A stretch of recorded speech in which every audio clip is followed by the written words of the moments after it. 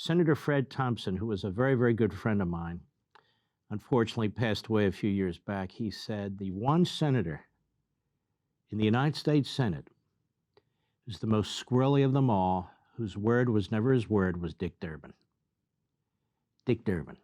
And of course, Dick Durbin is the chairman of this committee. He really is a disaster. He really is a louse. And he gets up there and he says, to try and help her, you know, because she represented, you know, some of the worst terrorists who struck on 9/11 and supported that effort, Al-Qaeda.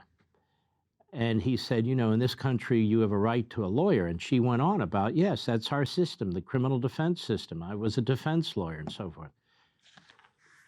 This isn't a criminal case when it involves terrorists. They're not involved in criminal cases, or they certainly weren't supposed to be. These are terrorists. They are supposed to be tried under the processes of war and the military. And under our habeas corpus tradition, you don't have a right to a lawyer to challenge habeas corpus.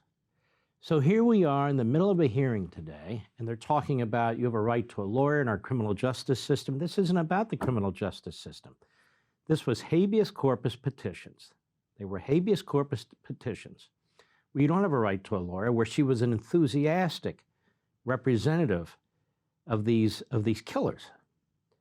So I want you to keep that in mind. They're covering up her weak sentencing record when it came to perverts, and they're covering up her record when it comes to these terrorists.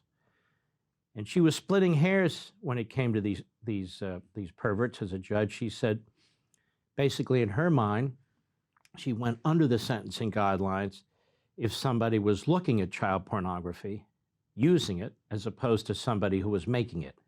But the law doesn't make a distinction for good reason. For good reason. You know, people are supplying the demand, as sick as it is. So I just wanted to point that out. And she goes on about how she's a mother. People mention that her brother is an Iraq veteran and so forth.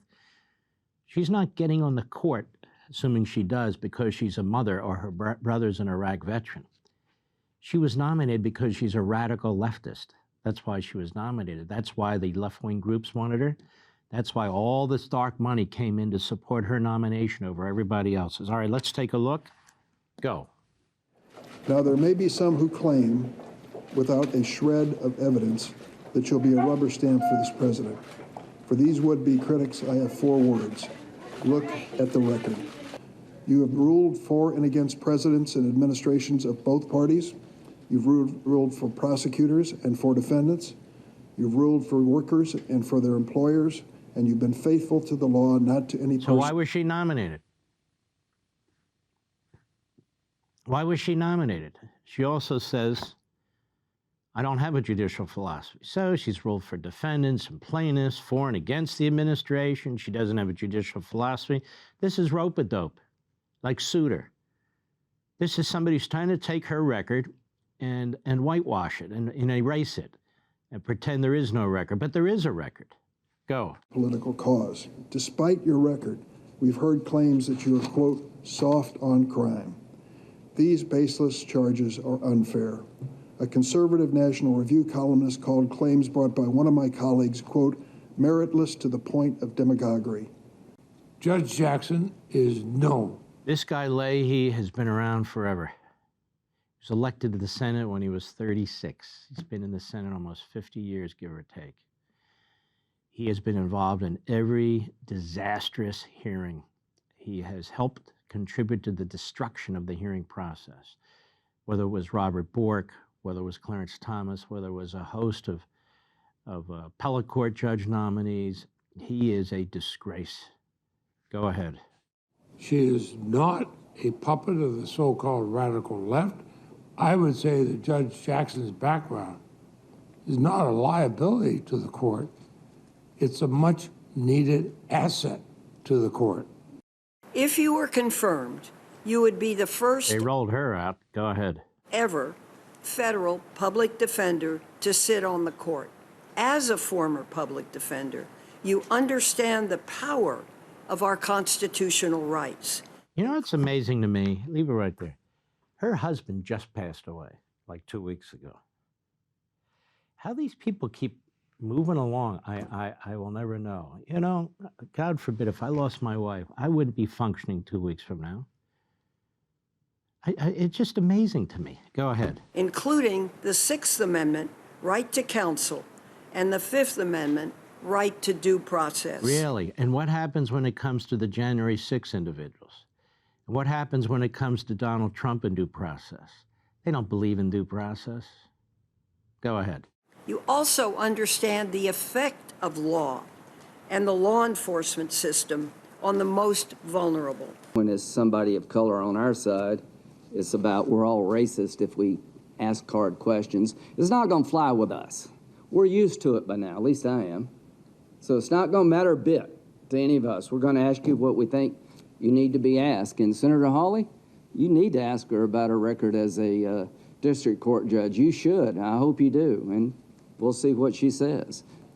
Now, when we say this is not Kavanaugh, what do we mean? It means that Democratic senators are not going to have their windows busted by groups.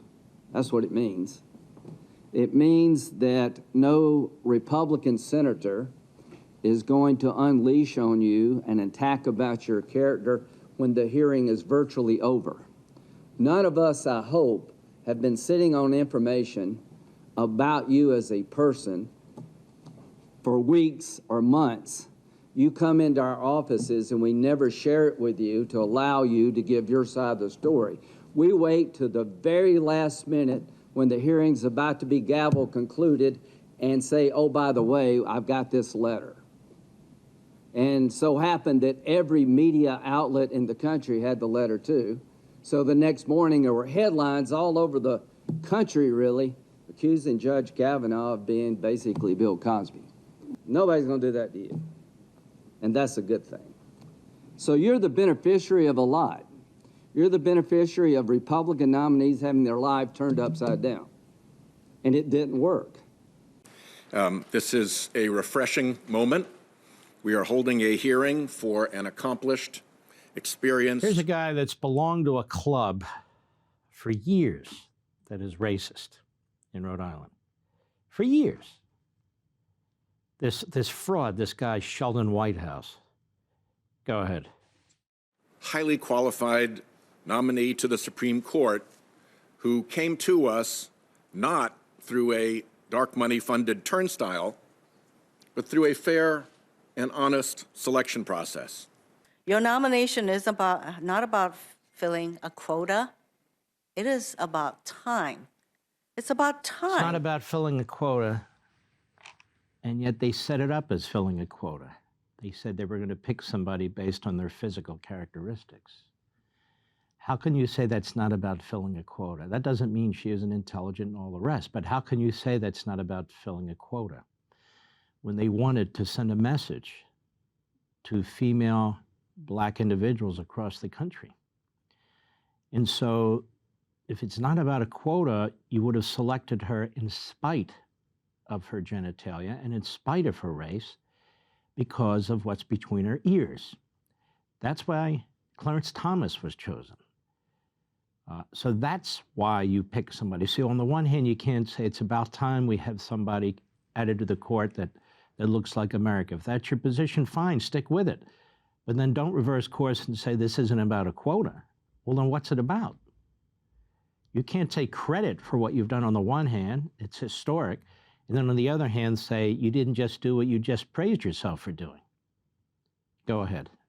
That we have a highly qualified, highly accomplished Black woman on the Supreme Court. And by the way, the Democrats have blacked highly qualified minorities for higher court constantly, relentlessly.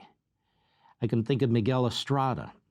I'm not a big fan of his personally, but he was certainly qualified to be on the appellate court in Washington, D.C., and the thinking was that he would be on a stepping stone to the U.S. Supreme Court as the first Hispanic.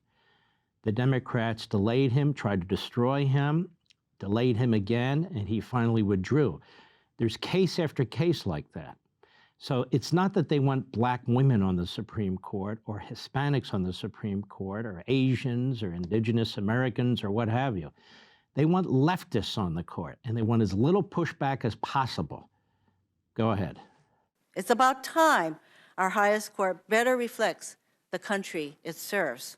A few things that I'm concerned about, aspects of your record that trouble me. Some have asked, why did I raise these questions ahead of the hearing? Why not wait until the hearing and spring them on Judge Jackson, as it were? And my answer to that is very simple. I'm not interested in trapping Judge Jackson. I'm not interested in trying to play gotcha. I'm interested in her answers, because I found in our time together that she was enormously thoughtful, enormously accomplished, and I suspect has a coherent view and explanation and a set of thinking, way of thinking about this that I look forward to hearing. This will not be a political circus.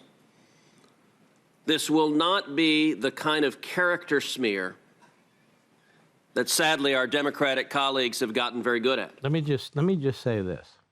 I get that, but the Democrats don't care if the Republicans conduct themselves one way and they conduct themselves another way.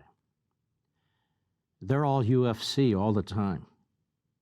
The Republicans, Marcus of Queensberry rules. The Democrats are UFC in the octagon. And do you think that the next time there's a Republican nominee, they won't lie about that nominee? They won't make false charges against that nominee? Kavanaugh was the latest. Bork was the first. Clarence Thomas was the second. They've done it to others too, and then you have Kavanaugh. It's not like the Republicans back off so the Democrats will. They don't conduct themselves that way. And as correct as the Republicans may be, they don't get any points for it either. Plus, they're scared to death because she's a woman and she's a minority, and they're not sure how to handle that, to be perfectly honest with you, which is one of the reasons Biden did what he did and picked the most radical of the candidates. Want to see more? Sign up for Levin TV.